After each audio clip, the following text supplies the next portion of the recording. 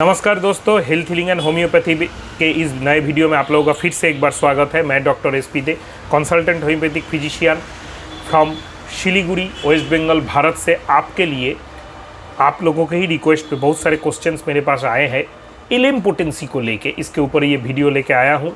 हर question का answer मैं यहाँ पे देने का कोशिश करूँगा, हर कन्फ्यूजन मैं यहाँ पे आपका कंप्लीट करने का कोशिश करूँगा।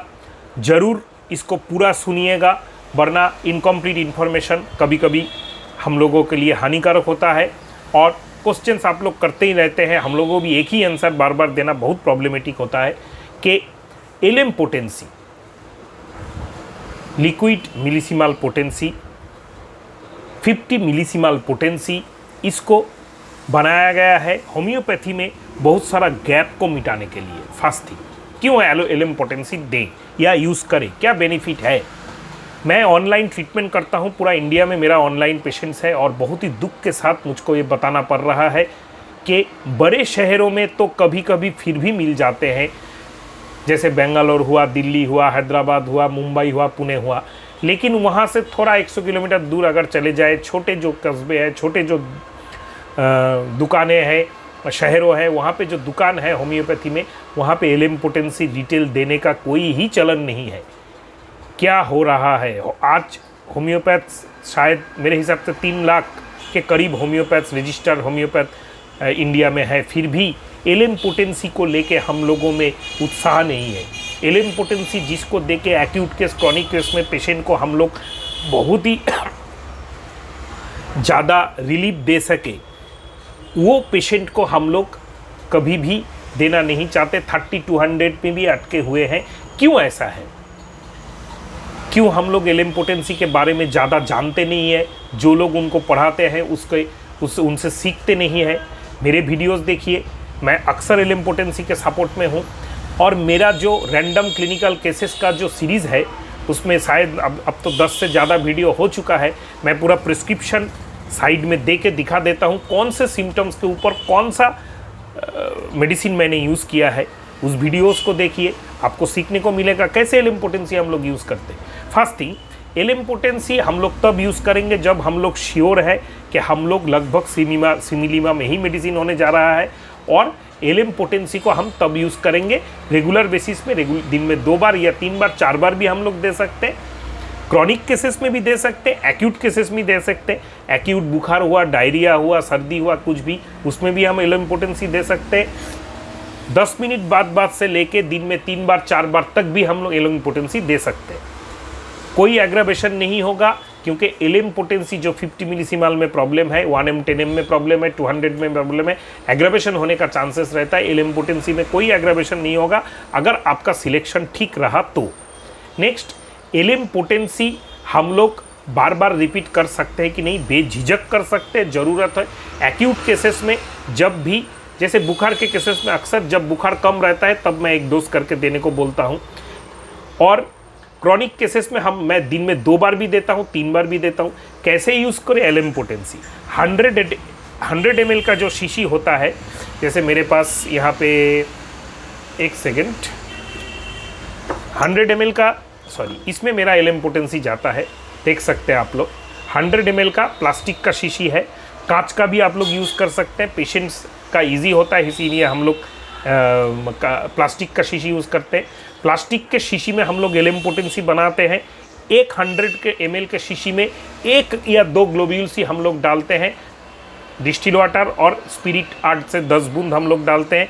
फिर इसको पेशेंट को जब लेना है, पेशेंट को बोल देना है, जब भी लोगे इसको एक हाथ ऐसे रख के दूसरे हाथ से ऐसे शेक करो 10 बार, 1 2 3 4 5 6 7 8 9 10।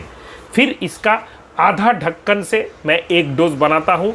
कई दुकानों में यहाँ पे एक सफ़ेद कलर का पेपर चिपका के इसको 8 से लेके 10 से लेके 16 डोज भी बनाया जाता है। कलकत्ता के जितने भी फेमस एलएम पोटेंसी के पुराने दुकानदार हैं, और एलएम पोटेंसी जो बनाता है इंडिया में, जो 2 लैब सबसे ज़्यादा, मतलब एलएम पोटेंसी का जो जड़ है, मैक्सिमम कंपनी जहाँ से एलएम पोटेंसी लिक्विड में परचेस करता है। हालांकि एलएम पोटेंसी आपको कंपनी में ऑर्डर डायरेक्ट देने पर भी आपको लिक्विड फॉर्म में नहीं मिलेगा, ग्लोब्यूल में मेडिकेटेड किया हुआ मिलेगा। पॉपी सीड्स ग्लोब्यूल्स में, विल्मार स्वाबे का ले लीजिए, SBL का ले लीजिए, पॉपी सीड्स ग्लोब्यूल्स में इतना छोटा छोटा शीशी में मिलेगा।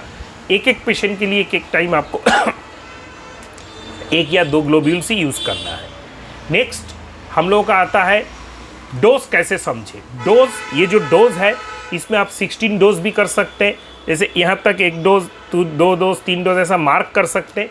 ईजी टू टेक, लगभग 16 डोज या उससे आसपास में डोज आता है 17-18 में। 100 ml जो शीशी होता है, ये जो शीशी होता है इसका आधा ढक्कन अगर हम लोग कर ले तो 1 डोज बन जाता है। मैं पेशेंट को सुबह खाली पेट में 1 डोज, शाम को खाली पेट में 10 बार शेक करो, फिर आधा ढक्कन लो, सुबह खाली पेट में 1 डोज लो, रात को सोने के टाइम में 1 डोज लो।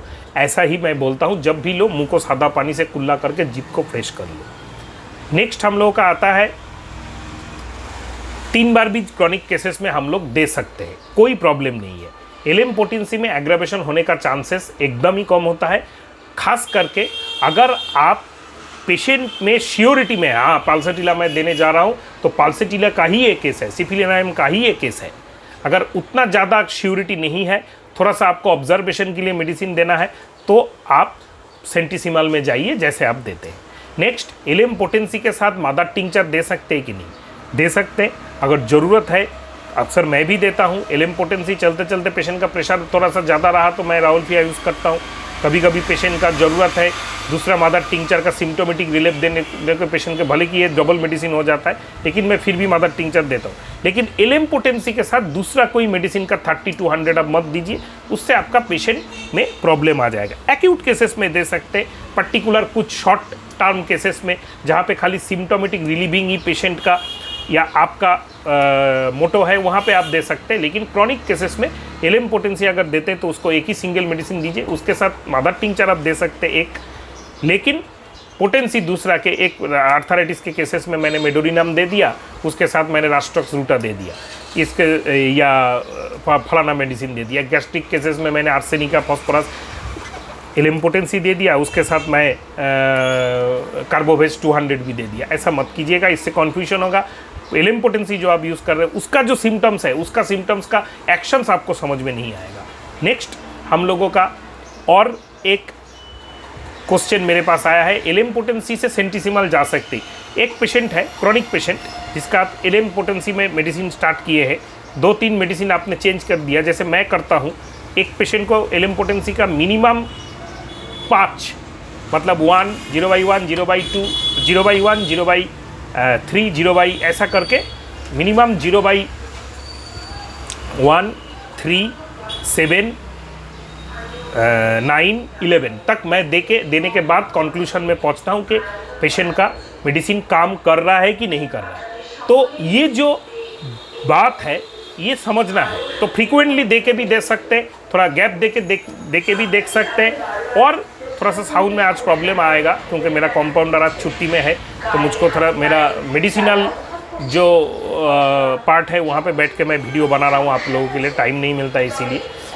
नेक्स्ट है, एलिम पोटेंसी देते देते अगर आपको लगे कि इसी मेडिसिन एलिम पोटेंसी में अच्छा काम नहीं हो रहा है, तो आप डायरेक्ट 1M या 10M उसी मेडिसिन का आप दे सकते हैं। मैं 10M में ज़्यादा बिलीव करता हूँ, क्योंकि एलिम पोटेंसी इटसेल्फ है हाई पोटेंसी, इसको आप डायरेक्ट 10M में 50M में ही जाना चाहिए। जैसे पाल्सेटिला आप 0/1 से 0/15 तक किसी को दे दिए, स्टार्टिंग में आपका इम्प्रूवमेंट तो हो रहा था, अभी इम्प्रूवमेंट नहीं हो रहा है, तो आपको यू हैव टू गिव, अगर सेम जनरल सेम पर्टिकुलर्स रहा, कोई भी नया सिम्टम्स नहीं है, देन गिव पाल्सेटिला 10M और पाल्सेटिला 50M, तो अच्छा काम हो जाता है।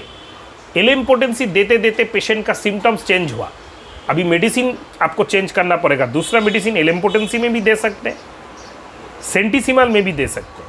अगर सेंटिसिमल में दे रहे हैं तो बहुत ही ज़्यादा हाई पावर आपको यूज़ करना पड़ेगा, मिनिमम 1M।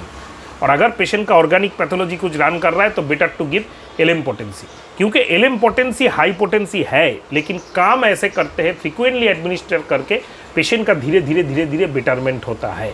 और दूसरा जो नियम है medicinal aggravation, disease aggravation, homeopathic aggravation का, इसके ऊपर मेरा वीडियो है, आप ज़रूर सर्च करके देख लीजिए।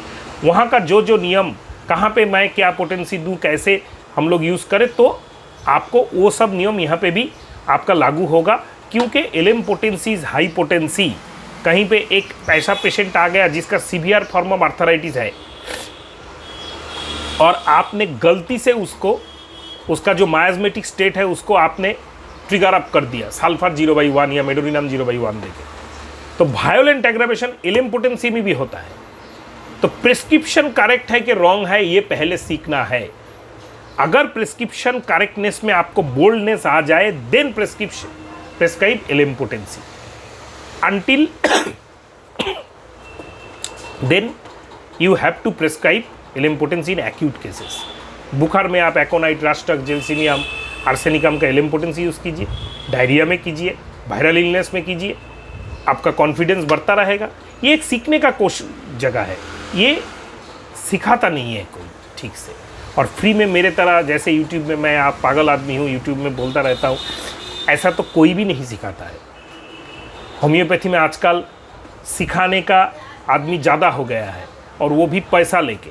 वही भी नहीं आ रहा अटेंड करो, 500 रुपया, 200 रुपया, या फलाना मेथड, ढिमका मेथड कर लो। मेथड कुछ नहीं है, मेथड जो आपके पास बुक है, उसी बुक में जो मेथड है वही होम्योपैथी मेथड है। तो आज यार वीडियो को लेंदी नहीं करूँगा, कुछ भी क्वेश्चन हो तो ज़रूर कीजिएगा। Intelligent question are welcome. Repeated same topic जिसके ऊपर मेरे वीडियो है, मैंने जिसका आंसर बार बार दिया है, वैसे क्वेश्चन का आंसर देने का आज का टाइम नहीं मिलता है। तो be sure your question is relevant to the topic and intelligent question, then you will get the answer. नमस्कार दोस्तों।